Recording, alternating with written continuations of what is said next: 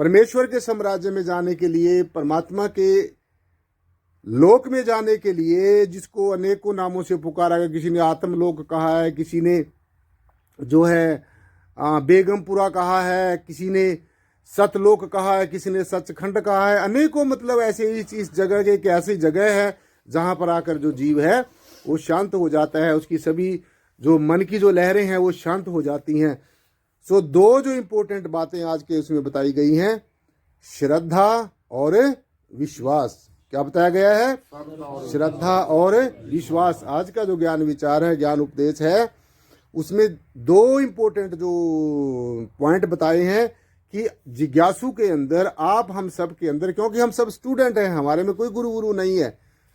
मैं भी इस निराकारी जागृति मिशन का साथ संगत जी, जैसे आप सेवक हैं, मैं भी एक सेवक हूँ इस निराकारी जागृति। लेकिन गुरु जी मेरे को आप लोगों को पढ़ाने की जो ड्यूटी देकर गए हैं, मैं वो अपनी ड्यूटी करूँ। मैं कोई आपके ऊपर एहसान नहीं कर रहा हूँ और आप भी कोई मेरे ऊपर एहसान नहीं करे। आप परमेश्वर को जानना चाहते हैं, परमेश्वर के साथ प्रेम करना चाहते हैं, यहाँ पर आते हैं और यहाँ पर आए हुए जो जिज्ञासु जन हैं, आप लोगों को एक नई कोई ना कोई यहाँ से प्रेरणा देकर भेजा जाता है। अब आप उसके ऊपर चले या ना चले, आपका विषय है। सो दो इम्पोर्टेंट जो बातें हैं भक्ति मार्ग में सफल होने के लिए, भक्ति का जो फल है वो जब हमारे जीवन में भक्ति फलीभूत होगी, जब हमारे अंतःकरण में ये दो चीज़ें होगी। पहले कौन सी है? श्रद्धा, और दूसरी विश्वास। जब आपको विश्वास करने की, जब हम कहते हैं विश्वास करो विश्वास करो, ऐसे विश्वास नहीं हो सकता। आपको सीधे तौर पर विश्वास नहीं हो सकता। अगर आप सोचते हैं, जैसे कई बार हम कहा जाता है, भाई मेरे को तो बड़ा विश्वास है जी आपके ऊपर, लोग अपने आप को श्रेष्ठ समझने के लिए, अपने आप को श्रेष्ठ जाने के लिए, धार्मिक जताने के लिए कई बार कहते हैं कि जी मुझे आपके ऊपर बड़ा विश्वास है। तो मैं ये समझता हूँ कि जो विश्वास है वो ऐसे डायरेक्ट विश्वास आपको नहीं हो सकता। तो विश्वास करने के लिए अटूट विश्वास होना चाहिए, अगाध प्रेम होना चाहिए अपने सदगुरु के चरणों के साथ में। परम श्रद्धेय परम पूजनीय सदगुरुदेव संत शिरोमणि श्री गुरु रविदास जी महाराज की पावन वाणी में एक जगह उन्होंने समूची मानवता को ऐसा संदेश दिया है, समूची मानवता को, किसी जाति विशेष को नहीं, किसी धर्म विशेष को नहीं, किसी वर्ण विशेष को नहीं, किसी संप्रदाय विशेष को नहीं, बल्कि समूची मानवता को संदेश दिया है। और वो क्या कहा है? मेरी हरो विपत जन करो सुभाई, चरण न छाड़ू शरीर गल जाई। मेरी हरो विपत जन करो सुभाई। हे परमेश्वर, तेरे सिवाय मेरी इन आपदाओं को कोई नहीं हर सकता, और मैं अब तेरी चरण शरण में आ गया हूँ, तेरा मैंने सहारा ले लिया है। अब तू चाहे मेरा ये शरीर का जो है ये कुछ भी हो जाए, एक बंद कट आपको पता है कि हमारे गुरुओं के ऐसे इतिहास रहे हैं कि जिन्हों को धर्म के ठेकेदारों ने उनको बंद भी उनके कटवा दिए, लेकिन फिर भी उन्होंने अपनी हार नहीं मानी। तो इसलिए कष्टों से डरना नहीं है। अगर सोना बनना है तो आग में तो फिर तपना ही पड़ेगा। अगर शांत बनना है तो फिर ये तप तो सत्संग जी आपको करना ही पड़ेगा। अगर आपको परमेश्वर का दर्शन करना तो त्याग तो करना ही पड़ेगा। वैराग्य भाव तो आपके अंदर होना ही चाहिए, अकर्ता भाव तो आपके अंदर होना ही चाहिए। तो इसलिए जो श्रद्धा है, श्रद्धा अटूट श्रद्धा होनी चाहिए हम अपने सदगुरु के प्रति। जैसे हम ज्ञान लेते हुए कहते हैं कि ये तन, ये मन, ये धन सदगुरु, ये सब आपका है, ये परमेश्वर का है। क्योंकि जिसको हम अपना समझ रहे हैं साथ संगत जी, आपका अपना कुछ भी नहीं है। दुनिया में कोई भी ऐसी चीज नहीं है जिसके ऊपर हाथ लगाकर आप ये कह सके कि ये चीज मेरी है।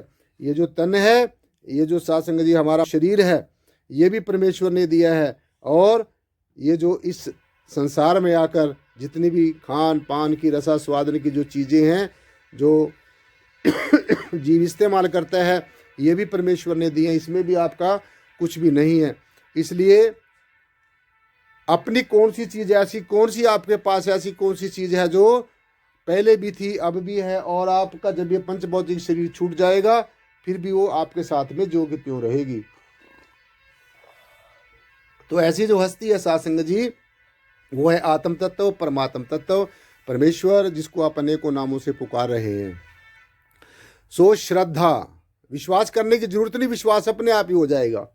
आप अगर एक बीज का बीजारोपण कर देते हैं साथ संगत जी, आप सब किसान परिवारों में हैं, किसान परिवारों से यहाँ पर आते हैं, तो जब जैसे हमारे किसान होता है कि बीजारोपण कर देता है, एक बीज को खेत में वो बो देता है, तो जब वो बीज बो देता है उसके अंदर से एक क्या हो जाता है, अंकुर फूट जाता है, और वो अंकुर फूटकर फिर उसमें इसका तना बन जाता है और टहनियाँ बन जाती हैं, पत्ते बन जाते हैं, फूल बन जाते हैं, सब कुछ बन जाता है। और जब जो फूल है, जब वो फल बनने के कगार पर आता है साध संगत जी, तो कि फूल बनने के लिए उसको कितनी अवस्थाओं से गुजरना पड़ा।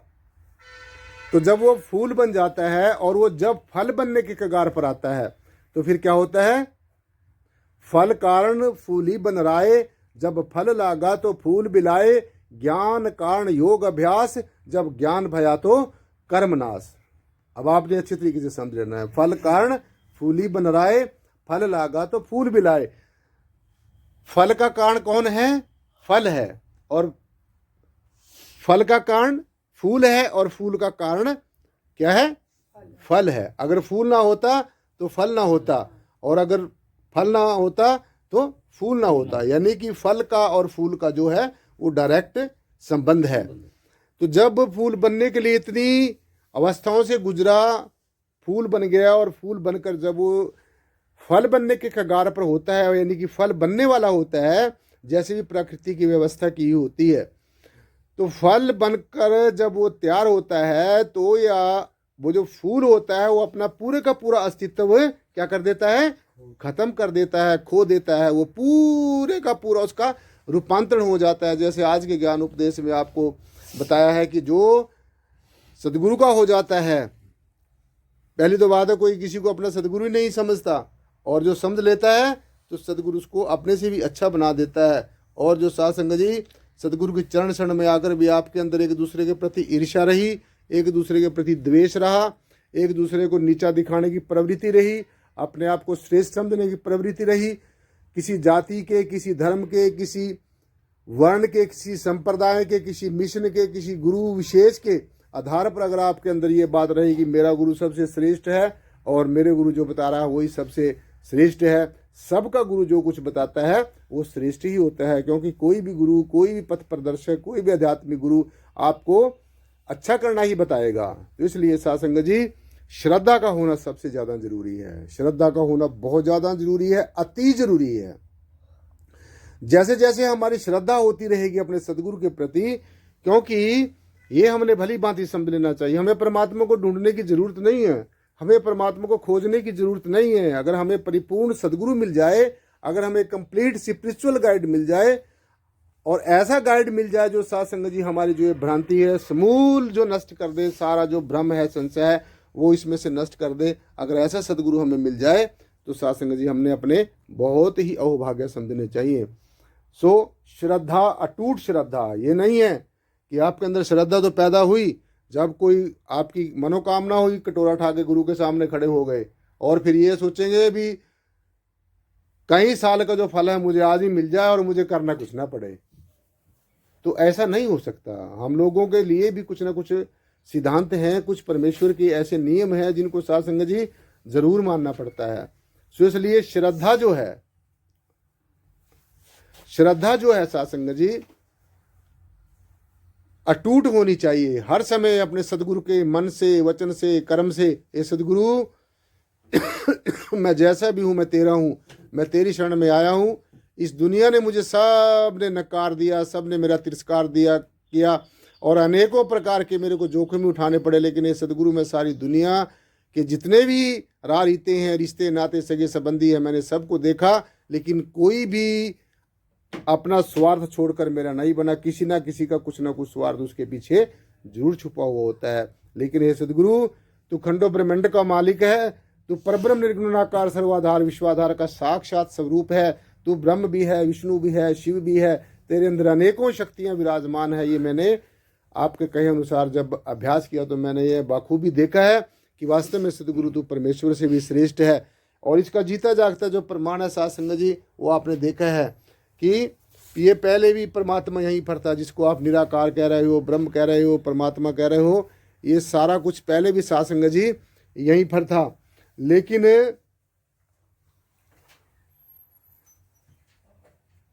जब सदगुरु की कृपा हुई, हमारे प्रारब्ध कर्म जागृत हुए, तब जाकर हमें इस सच्चाई का पता चला। तो इसलिए श्रद्धा जो है, श्रद्धा विश्वास की जननी है। क्या बताया है? श्रद्धा विश्वास की जननी है। जननी का मतलब श्रद्धा विश्वास की माता है। अगर आपके अंदर श्रद्धा होगी, आप माता को याद करोगे, तो विश्वास जो है वो आपको स्वतः ही हो जाएगा, बिल्कुल अच्छी तरीके से हो जाएगा अगर आपके मन में श्रद्धा हो। अगर आपके मन में श्रद्धा नहीं है तो कभी भी विश्वास नहीं हो सकता है। जैसे माता के पेट से बच्चा जन्म लेता है, ऐसे ही जो विश्वास रूपी पुत्र है वो श्रद्धा रूपी माता के गर्भ से जन्म लेता है, पैदा होता है। और जब वो पैदा हो जाता है हमारे अंदर, साथ संगत जी, हमारे अंतःकरण में उजागर हो जाता है विश्वास, तो फिर श्रद्धा और विश्वास दोनों एक हो जाते हैं और वही हमें फल मिलना शुरू हो जाता है जो हमें, साथ संगत जी, शुरू में जैसे आपने किसी अमुक बीज को भूमि में बीजारोपण कर दिया, तो फिर उसमें से अंकुर फूट गया, तना पत्ते जो कुछ भी बन गया, तो लास्ट में जाकर एक बहुत बड़ा वृक्ष का रूप धारण कर लिया और लास्ट में जाकर उसके ऊपर एक फल आ गया। उस फल के अंदर भी वही बीज आया है जो उसने नीचे धरती में बोया था, बीजारोपण किया था। तो इस सिद्धांत से एक बात सिद्ध हो जाती है, साथ संगत जी, जो मैंने अभी आपको अर्ज किया है, इस सिद्धांत से एक बात सिद्ध हो जाती है कि जो नीचे है वही, क्या बोला मैंने, जो नीचे है वही ऊपर है। जैसे हमने नीचे एक बीज रोपण किया और उसका सारा कुछ तना वना बन के जो कुछ भी फूल पत्ती बनकर लास्ट में एक फल आ गया, फल के अंदर वही बीज आ गया, तो इससे ये बात सिद्ध हो गई कि जो नीचे है वही ऊपर है। तो अब ये बीच में कौन है? जो बीच की जो बात है, ये बीच में कौन है तुम्हारे? ये तो तुम्हें पता चल गया, जो आगे जो अपना जो नीचे है वही ऊपर है, लेकिन तो जो नीचे है ऊपर है, तो फिर ये बीच में कौन है? जिस दिन तुम इस बीच वाले को समझ जाओगे और इस बीच वाले को, जो हमारी आत्मा और परमात्मा को जो मिलाता है, जो ये ज्ञान है, जो सदगुरु की विद्या है, जब आप इसको बखूबी जान जाओगे तो फिर साथ संगत जी हमारा जो हीरा सा जन्म सफल हो जाएगा।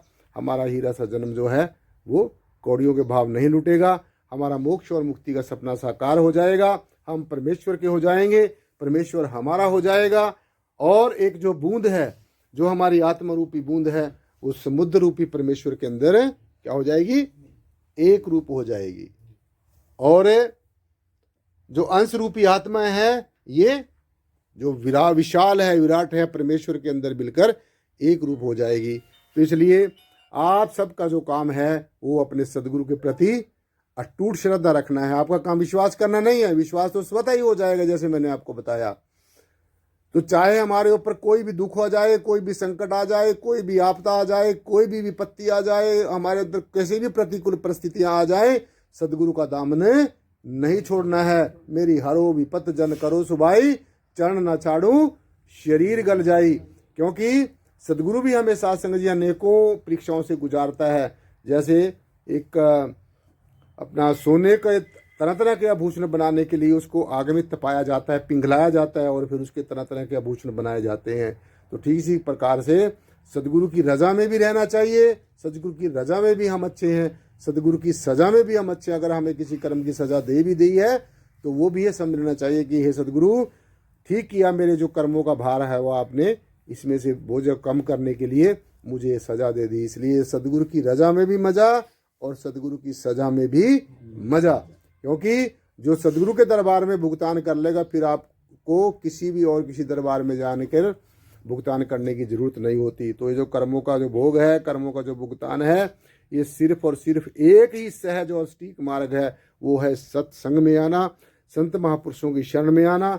और ऐसे संत महापुरुषों की शरण में आना जो ब्रह्मज्ञानी हो, आत्मदर्शी हो, आत्मवेता हो, जो परमेश्वर को जानता हो, पहचानता हो, जिसने परमेश्वर को देखा हो, पहले खुली आंखों से देखा हो, फिर आंखें बंद करके देखा हो। और हमें भी ये सासंग जी जो क्या एक सिक्रेसी है, एक रहस्य है, एक मिस्ट्री है, ये हमें बताने की जो सामर्थ्य रखता हो, ऐसे सदगुरु को हमने शत शत नमन करना चाहिए। ऐसे सदगुरु हमने बार बार नमन करना चाहिए। ऐसे सदगुरु के ऊपर हमने बलिहार जाना चाहिए और ऐसे सदगुरु को साथ संगत जी हमने कभी भी भूलना न चाहिए। ऐसे सदगुरु के यहाँ बार बार बार बार हम कहते हैं ना, दंडवत बंदन गुरुदेव को, दंडवत प्रणाम हर समय अपने जो तन से भी करना है और फिर एक मानसिक पूजा भी करनी है। क्योंकि सदगुरु कहीं पर भी बैठा है वो शब्द के रूप में तुम्हारे हमेशा साथ है। जब तुम शब्द को याद करोगे, शब्द को का सिमरण करोगे, मनन करोगे, चिंतन करोगे, जो देह रूपी सदगुरु है कहीं पर भी बैठा होगा उसको जरूर एहसास होगा। अगर नहीं एहसास होता तो ये समझना भी अभी हमारी भक्ति पूरी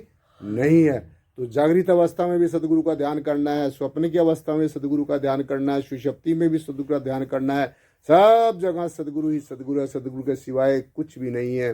सदगुरु मेरा सदा है नाले, सिमर सिमर प्रभु आप संभाले। आपकी जो ड्यूटी है सदगुरु को याद करना है, और ऐसे भावों से याद करना है, अकर्ता भावों से याद करना है, समर्पण भावों से याद करना है, शरणागत भावों से याद करना है। तो निश्चय ही से हमारा जो सदगुरु है हमारे पर मेहरबान होगा, हमारा जो मुर्शिद है हमारे ऊपर अपनी दया की नज़र करेगा, हमारा जो पथ प्रदर्शक है वो सत्संग जी हमें वास्तविकता के साथ निश्चय ही जोड़ेगा, क्योंकि सदगुरु बड़ा कृपालु होता है, दयालु होता है।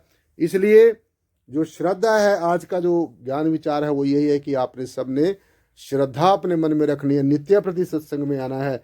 जितनी आप क्लासेज अटेंड करोगे, जितनी बार सत्संग में आओगे, जितनी देर आप सत्संग में बैठोगे, तो उसकी वकालत हम भी परमेश्वर के साम्राज्य में करेंगे। भी हे प्रभु, इस समय से लेकर इस समय तक ये जीव तेरी शरण में था, तो इसको कम से कम जो इसने भागवत सुनी है, जो तेरे गुणों की चर्चा सुनी है, जो तेरी शान में जो शब्द बोले गए वो इसने सुने हैं, जो संतों की आशीष और वचन है प्रभु, उसका फल तो इसको जरूर देना। तो आपका फल जो सत्संग में जी बैठा है, जितनी देर बैठता है, उसका जो फल है वो अवश्य मिलता है। अब आज सत्संग जी आगे का जो विचार है वो सुनना है, ऐसे ही शांत पे अटल से बैठे रहना है। त्रिगुणात्मक माया के प्रबल प्रभाव में आकर संसारिक जड़ और विनाश होने वाली वस्तुओं के प्रलोभन, आराम से पढ़िए, दौड़े को तुम्हारे पीछे कोई बोरी लगा हुआ लट लेगा, आराम से पढ़िए। आकर्षण, आसक्ति के चुगल में फंसकर तथा लौकिक अक्सर ज्ञान के आधार पर अर्थहीन विचारों के, आराम से पढ़िए और रुक रुक के पढ़िए, जहाँ जहाँ कोमा लगता है वहाँ पर रुकिए। हाँ जी, पढ़िए आगे। मक्कड़ जाल विशेष विकारों की, विशेष विकार नहीं होते, विषय विकार होते हैं। विषय विकारों की विलासितों में बुरी तरह उलझकर हीरा सा मनुष्य जीवन कौड़ियों के भाव लुटा देता है। हाँ जी, उच्च स्वर में बोलो और समस्त थोड़ा गर्दन ऊपर कर लो। समस्त दुखों, संकटों, उलझनों और मानसिक तनाव का कारण अज्ञानता, अंधविश्वास, चंचल मन की ऊहापों और मनमानी करना है। जो जान लिया है, खड़े होके पढ़ाया करते हैं, बैठ के नहीं। अब बोलो।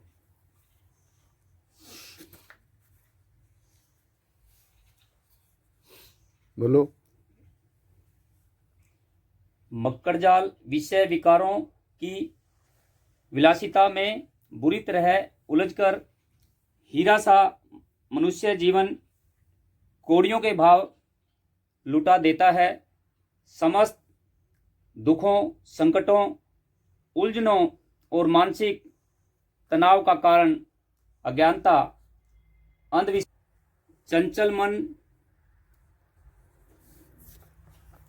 आगे का जो ज्ञान विचार है सत्संग जी वो है कि विषय विकारों की विलासिता में बुरी तरह उलझकर हीरा सा मनुष्य जन्म कौड़ियों के भाव लुटा देता है। ध्यान से सुनना है। अब आपने देखना है भी आप किस किस चीज़ों में उलझकर अपना हीरा सा जो जन्म है वो ऐसे लुटा रहे हो। आगे बताया है समस्त दुखों, संकटों और उलझनों और मानसिक तनाव का कारण। इनका क्या कारण है, क्यों आप इन चीज़ों में उलझे हुए हैं? इनका जो कारण है, सबसे पहला कारण जो है वो है अज्ञानता, ना समझी। जिसका आपको पता भी नहीं है उसको भी आप बोझ उठाए घूम रहे हो। जिस चीज़ के बारे में आपको कहा ही नहीं गया, आप अननेसेसरी अपने दिलो दिमाग पर जो है वो बर्डन ले रहे हो। तो ये भी जो है आपकी बहुत बड़ी भूल है। तो इसलिए दुखों, संकटों, उलझनों और मानसिक तनाव का कारण अज्ञानता है, अंधविश्वास है। अंधविश्वास क्या होता है? जो अंधे होकर मान लेते हैं। महात्मा बुद्ध ने एक बात बड़े स्पष्ट तौर से कही भी, जो चीज़ आपके ज्ञान और विज्ञान की कसौटी पर पूरी नहीं उतरती उसको आपने कभी भी वास्तव में तो क्या सपने में भी स्वीकार नहीं करना चाहिए। इसलिए सच्चाई को परखने के लिए, सच्चाई की निरख और परख करने के लिए ज्ञान और विज्ञान की दोनों तरह की हमारी दृष्टि होनी चाहिए।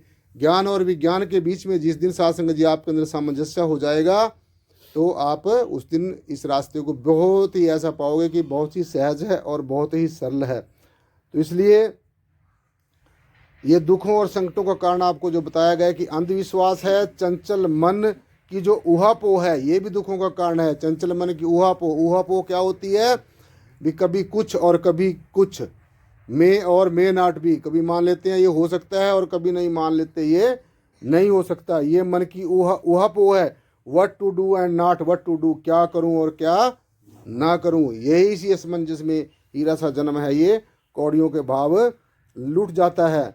इसलिए साथ संगत जी इस चंचल और चलायमान मन को समझने के लिए और इसकी ऊहापोह से पीछा छुटाने के लिए, इसकी मनमानी जो ये करता है, इससे निजात पाने के लिए जो हमने जान लिया है, जो अब तक जान लिया, ध्यान से सुनो, अब तक जो आपने जान लिया है, चाहे पढ़ाई की है आपने, चाहे लिखाई की है, चाहे आपने उपाधियां प्राप्त की हैं, चाहे आपने कुछ भी प्राप्त किया है, यानी कि जो कुछ आपने अभी तक जान लिया है, अभी इसको कंप्लीट मत समझो। जो जान लिया है और जो समझ लिया है, देखो ध्यान से सुनो कि जो आपने अब तक जान लिया है और जो आपने समझ लिया है, जो आप समझ के बैठे हैं, इन दोनों चीज़ों से साथ संगत जी सदगुरु भगवान ने हमें ये सचेत किया है कि जो जान लिया है और जो समझ लिया है वह पर्याप्त नहीं है। ये तुम्हारे लिए अभी पर्याप्त नहीं है, ये कंप्लीट एंड एब्सोल्यूट नहीं है। इसके जो कुछ भी आपने अब तक जाना है, जो कुछ पहचाना है, जो कुछ चाहे भक्ति की है, चाहे आपने अच्छे कर्म किए हैं, चाहे आपने बुरे कर्म किए हैं, जो कुछ भी किया है और जो कुछ भी आपने जाना है, उन सब का जो फल आपने समझा है, ये पर्याप्त नहीं है। अब इसके आगे भी बहुत कुछ है। इसलिए अब